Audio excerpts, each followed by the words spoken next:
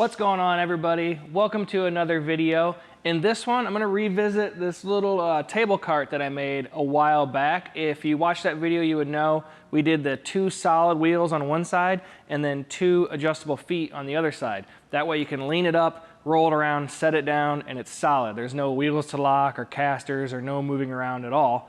But today, I wanted to revisit kinda how we move it. I'm not gonna lie, the hand truck style with the handle, it's been a little bit awkward. So now I bought a couple wheels from McMaster, and I'm gonna make a little dolly that can actually hook into the front, kind of like a tractor trailer, and it'll pick the 2 legs up off the ground about 1 inch, and then we can pull it around. And I think if we build this right, this is a system that I can apply to new pieces of equipment that I'll be building, like a welding table. Just put the 2 wheels on one side of it, solid feet, have the little dolly grab from wherever it's stored, and can shuffle anything around using that. That's the idea, and we're gonna come up with today on exactly how to do that. But first off, more importantly, this video is brought to you by Fronius, and today we're gonna be using the awesome Magic Wave 230i. This thing is a beast. I don't care what you think about other high-end machines and what brands you have in mind. Fronius is the way of the future. With their technology, it's unmatched. You can adjust everything on this thing, from AC to DC, pulse. You can adjust the waveform independently on each side. The thing is incredible, tons of power, all the way up to 230 amps. I can't think of anything you can't do with this machine. So if you want to learn more about Fronius or the Magic Wave 230i, you can check the links down below and find a dealer near you. I made a rough CAD model of what I wanted to build. These numbers aren't right. It was just to help me to get an idea of how much material I needed to buy. But I do know I want the wheels or the feet to come up off the ground about 1 inch. So if I was going to make the plate come to about there on the wheel, the bottom of here is 7 1/4. So since I want it to make it 1 inch, I need to make the total height with the wheel 8 1/4, which is about 210 millimeters. For the main structure, I'm going to be using this solid bar. This is 2 inches wide by 1/2 inch thick. That's 51 millimeters wide by 13 millimeters tall. And I need to cut 2 pieces off for the sides at 7 1/2 inches. That's about 190 millimeters.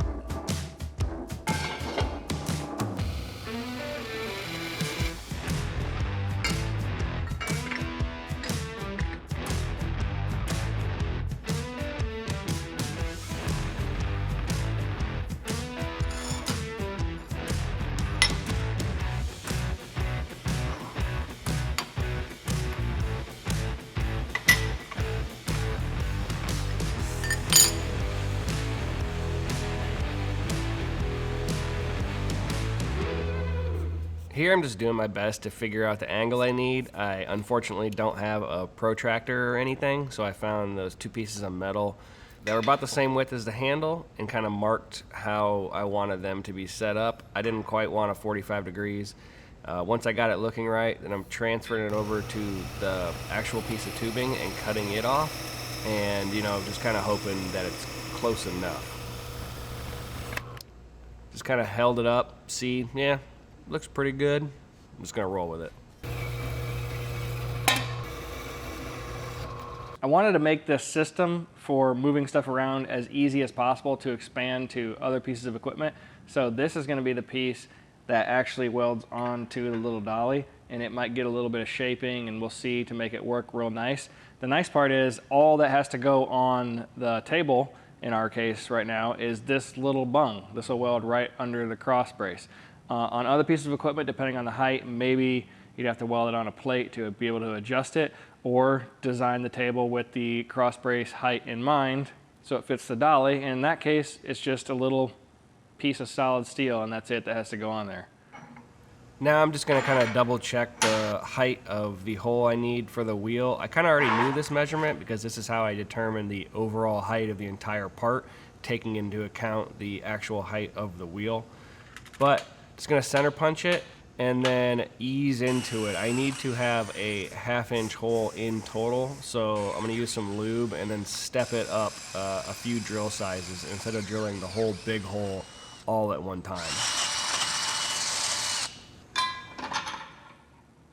It's always important to be welding on some fresh, clean metal, so I'm using a combination of Empire Abrasives grinding discs and their finishing discs.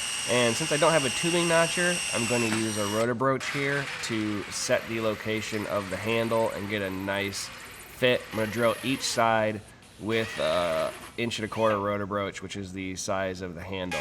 I had to go in a little bit just to get a good cut so it wouldn't be snagging, and then trim it off and clean it up nicely with a grinder.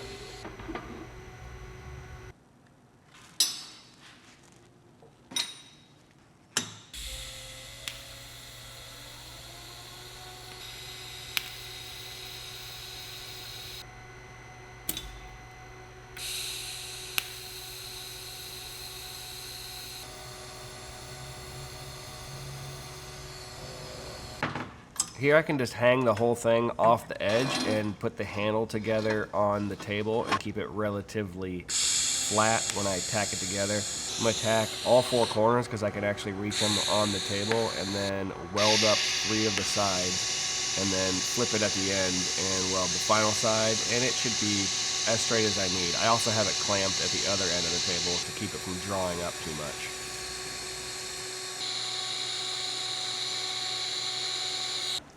Same idea for the very end of the handle. I'm going to hang it off the other end of the table away from me and clamp it down flat, and then square up the end of the handle, and kind of paying attention to which way it needs to bend to make it square, and tacking that side. That way I'm tacking on the side I think I'm going to need to pivot on. If you tack the side that's touching and it needs to go down on that side, there's really no way, since it's metal on metal.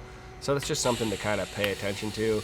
If you're tacking something that was maybe not cut perfect, or done in a mill, it's just a fabricated part, you might need to watch out for that.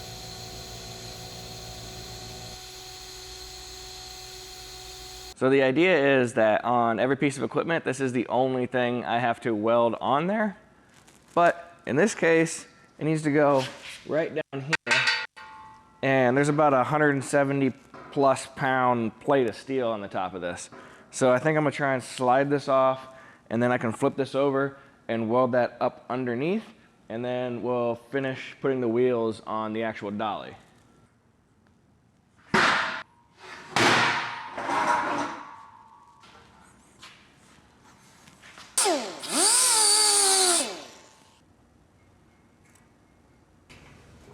Since I hate dealing with cables all over the place, I'm glad my Magic Wave came with the wireless Bluetooth pedal. I didn't have to fish it out from under my table. I just had to carry it over, grab my torch, hook up the ground clamp, and I was welding this little piece on in no time.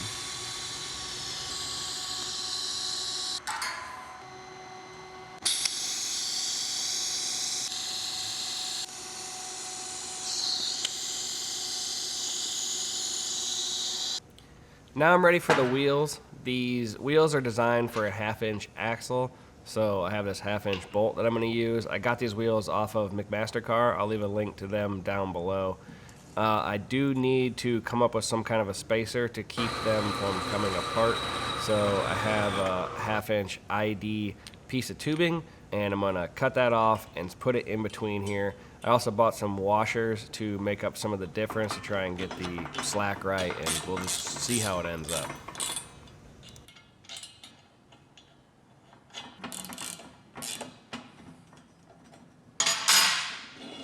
For now, instead of paint, I'm gonna coat it with shark hide metal protectant. It's a super easy to use, like anti-rust protectant. It almost looks like you clear coating it, but it has the benefit of, one, it's super easy to put on, and if you ever want to paint it, you can easily clean it off with lacquer thinner, and it doesn't really leave a residue either. You can just touch it, handle it freely. I've had no problems with it. All right, well, here we go.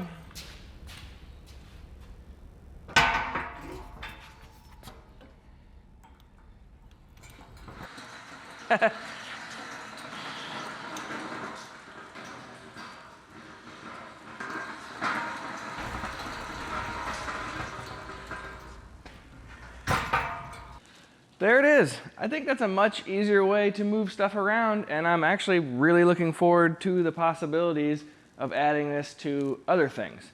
Like I said, no locking casters. Once it's down, it's solid because you have the 2 legs on the one side. It's awesome. Here, you want a close-up look at this thing? I did weld with 312 stainless just because any project that's not mission critical, even a bunch of projects in the past on race teams, we all welded with either 312 or super missile rod, because it's fun to weld, it looks really nice, and I haven't had any problems with it yet. So if you're getting into welding and doing some fun projects, especially at home, I think 312 is the way to go. Speaking of welding, thank you to Fronius for sponsoring this video. If you want to learn more about the Magic Wave, I'm going to leave a link down in the description, and then I'll also leave links and you can find a dealer near you, check them out. Super awesome machines, worth looking into for sure. So if you're new to my channel, I'm Justin Voss. I make welding and fabrication videos here on YouTube. I hope you consider sticking around and subscribing. If you enjoyed this video, please give it a thumbs up, maybe share it with someone. I'll see you next time. So could they see this?